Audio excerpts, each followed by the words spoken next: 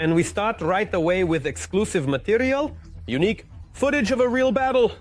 An entire platoon of Russian soldiers was destroyed in Donbass. Well, in just a minute, you'll see it all. And at the same time, it's very hot in southern Russia.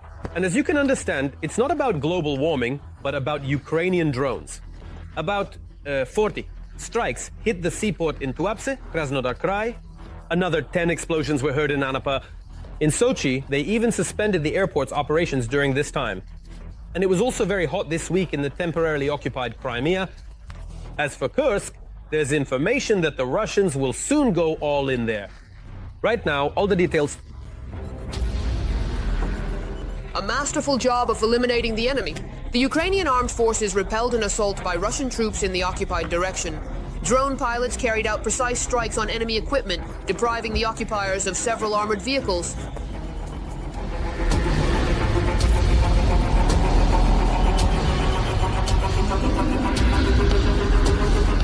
And this is already the Donetsk direction. Operators of the 3rd Special Operations Regiment eliminated an entire platoon of Russian soldiers during a raid on an industrial complex.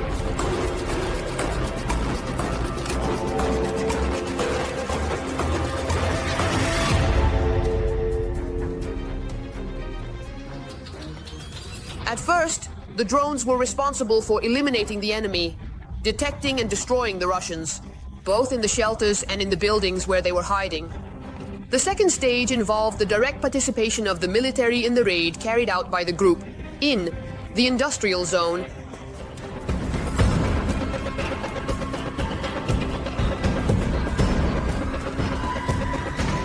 And here's another video.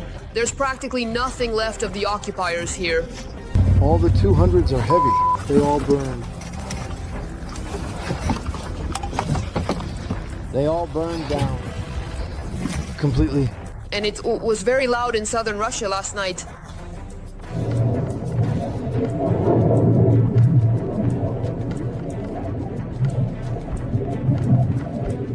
The Russians are howling that this was the largest drone attack.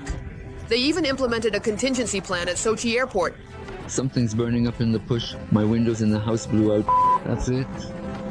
Nothing is left. It's not funny. Look in the yard.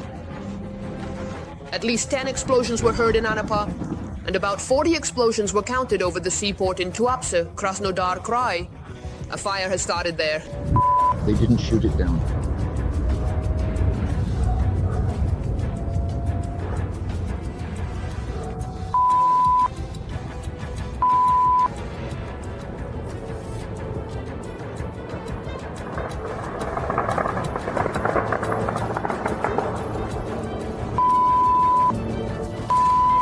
The Russian Ministry of Defense says 128 Ukrainian drones have been destroyed. According to the head of the Lono Intelligence Department of the Ukrainian Ministry of Defense, the range of Ukrainian drones exceeds 2,000 kilometers. I should note that the bases of strategic bombers were also hit by Ukrainian drones, specifically the Oleniev airfield in the Murom region. The geography of the strikes is remarkable. Up to 6 subjects of the Russian Federation. This indicates an expansion in the geography of strikes, improvements in the technical characteristics of Ukrainian UAVs, particularly in terms of target range, and main warhead, and consequently the inability of Russian air defense systems to counter external threats. Meanwhile, in Kherson, the Russian troops are unable to drive the Ukrainian armed forces out of their territory. Day 4. Thieves go missing day 4. Next. We can't get through there. Reports indicate occupiers aim to encircle the Ukrainian foothold. The main task of the Russians is to cut off the material and technical, the supply of the Ukrainian defense forces concentrated in the Kursk region. This is precisely why there are attempts at flanking strikes directly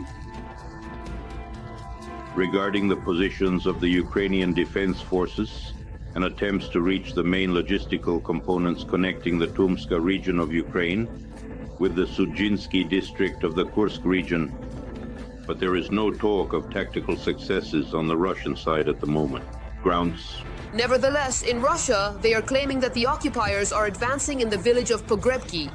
An analyst from the publication Bild Julian Rebke allegedly found a video showing Russian soldiers raising a flag in the middle of a destroyed settlement. But this information is not true. He was burning in the Leopard tank along with his comrades and with a full combat load, but thank God he survived. This is the story of the driver mechanic from the 1st Tank Battalion, 5th Mechanized Brigade. Ruslan and other defenders cover 2 directions. On the front at once, Kurakovskaya and Pokrovskaya.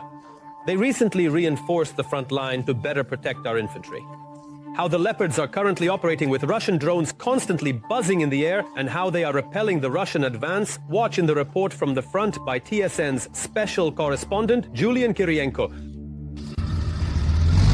In the winter forest of Donbas, the sturdy predator, the Leopard tank, is parked. Here, he's far from alone. Although you may not notice them right away among the camouflage nets of tree branches, the roar of engines in almost every forest belt gives a hint. Here, there's an entire tank park. The crew of this Leopard is currently resting. The warriors have earned it. After destroying the enemy hideout almost up close, Tatar says that although his Leopard doesn't really like the Donetsk mud, which can even jam the tracks, the gun still fires. Very accurately, that's what the enemy felt. Yes, of course they are afraid. Of course they are afraid, they run away, but what our Leopard takes is precision, accuracy, speed. If everything is set up correctly here, we can hit within a meter. This armored vehicle demolished a building in the village of Solonsevka in the Kurakovsky direction, at a time when fighting was going on for this settlement. And although the village was already occupied, the Leopard crew saved our soldiers. They fired into the basement where the enemy was while our troops were above, which allowed our infantry to exit and clear the building. It was one of Tatar's first outings and he didn't expect everything to go so well. The guy is only 23, but he transferred from conscription to a contract in a combat unit. I decided to sign a contract because I wanted to get into combat. I'm just tired of sitting in the rear. There are a lot of guys fighting and I'm just sitting here, I don't even have anything to brag about. The Leopard is covering 2 directions at once, Kurakiv and Pokrovsk, the hottest spots in the Donetsk region. Due to the invasion of Russian drones, the work of tank crews on the front lines has become more complicated. Now they don't just hold positions, they act like emergency responders. We need to destroy the enemy's fortification when the artillery or our drones can't handle it. That's when they call us. Modernization of the foreign Leopard in the Ukrainian way. Right now, the guys are stretching out a net, which is called Mangal here in the army, to cover the tank from enemy FPV drones. It's a very necessary thing when there are so many enemy drones here. In the area near Krakovo, but that doesn't always provide protection, says Ruslan. He was burning in the tank with a full ammunition load along with the crew. And here are 3 more brothers. There was the first hit right in front of me, but the shockwave knocked my hands off the steering wheel.